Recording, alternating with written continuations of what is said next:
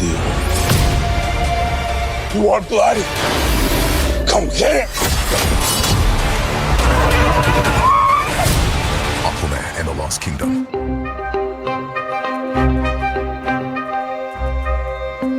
Aquaman and the Lost Kingdom tinggal 1 bulan lagi dirilis.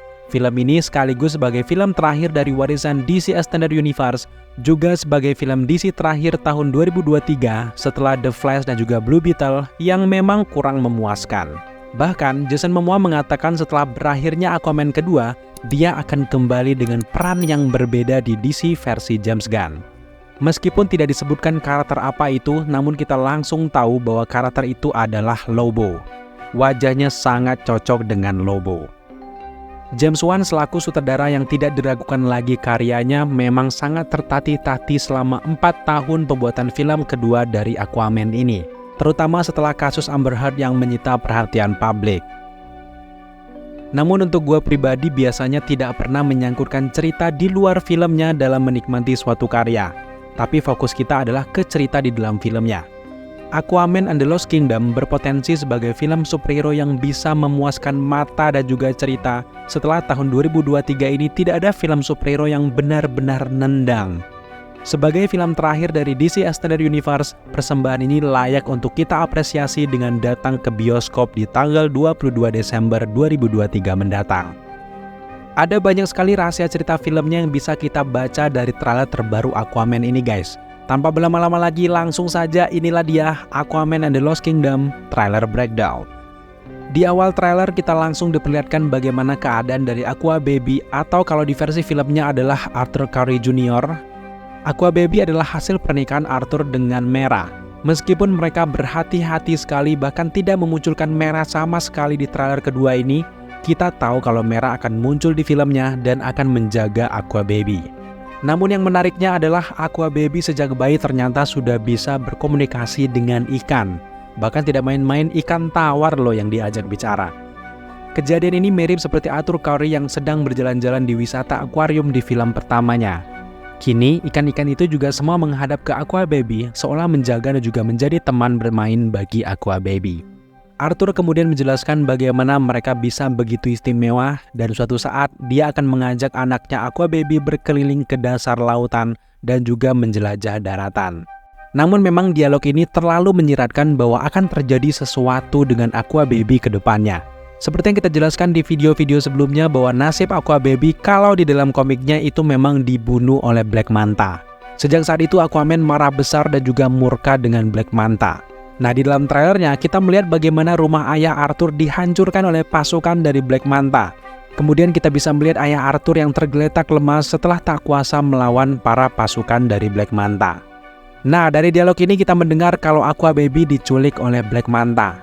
Sejauh ini kejadiannya mulai mirip seperti yang ada di dalam komiknya. Aqua Baby sudah berada di tangan Black Manta. Namun untuk membunuh seorang Aqua Baby mungkin agak sedikit gore dan sadis untuk sebuah film sekelas superhero yang juga untuk anak-anak. Tapi bukan berarti tidak ada yang tewas di film ini. Kita yakin ada salah satu keluarga dari Arthur yang tewas di film terakhir mereka ini. Kemudian di scene selanjutnya kita melihat Arthur dan juga Om sedang berenang melalui banyak jenis ikan yang tampak sekali terburu-buru. Sepertinya ini adalah momen-momen awal mereka setelah membebaskan Om dan juga mendatangi markas dari Black Manta yang juga sempat terlihat di dalam trailer sebelumnya.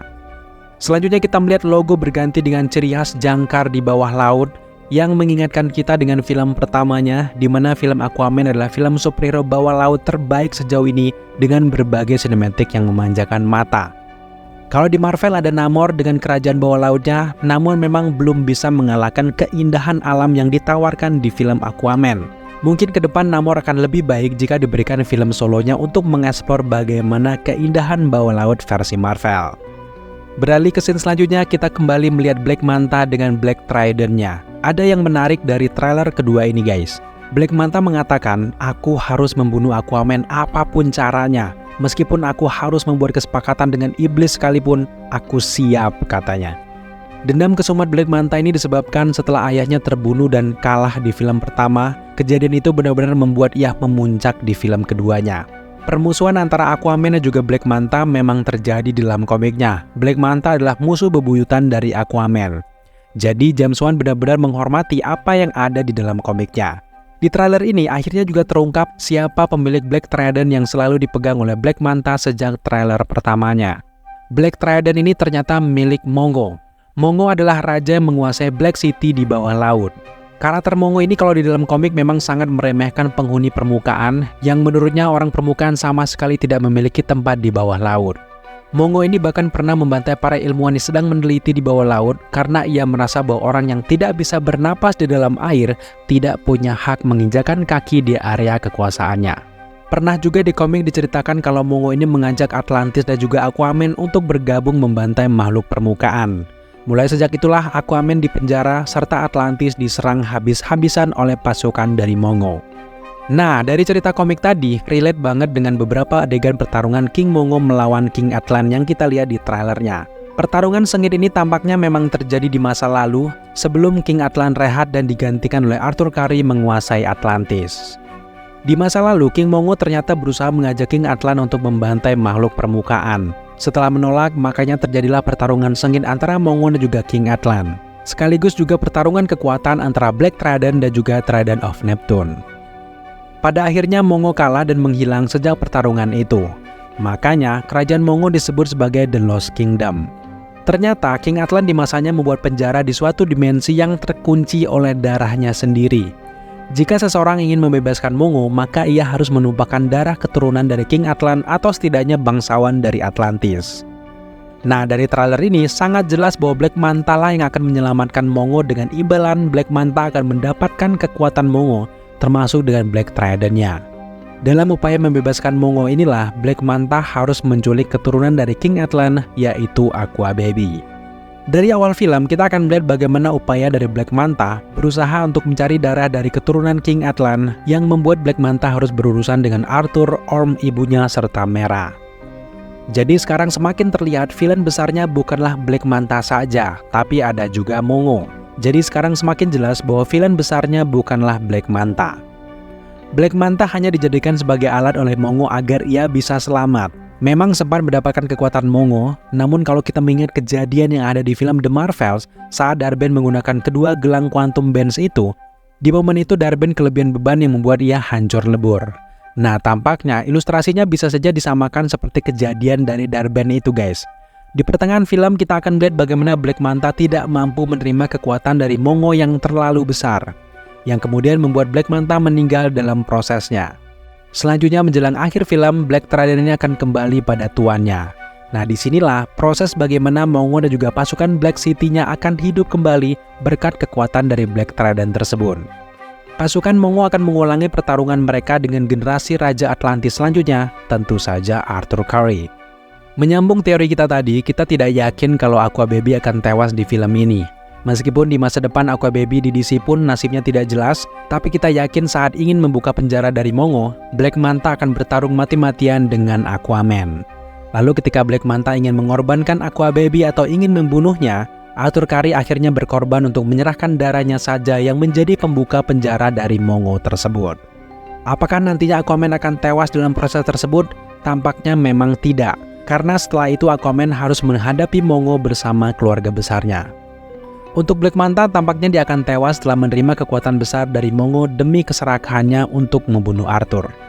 Yang sudah pasti adalah akhir dari Aquaman 2 tidak akan terlalu bahagia. Akan ada beberapa karakter yang tewas.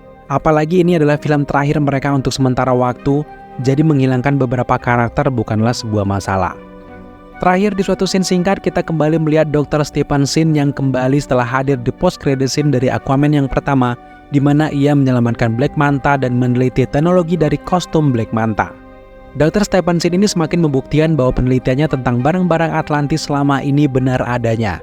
Nah, di Aquaman yang kedua, setelah Black Manta tahu kemampuan dari Dr. Stephenson, di mana Dr. Stephenson tanpa sengaja mengatakan ada kerajaan besar yang hilang di dalam lautan, di mana ada kekuatan yang sangat kuat yang setara dengan Aquaman. Selanjutnya, dokter tersebut akan dipaksa oleh Black Manta untuk mencari kerajaan tersebut.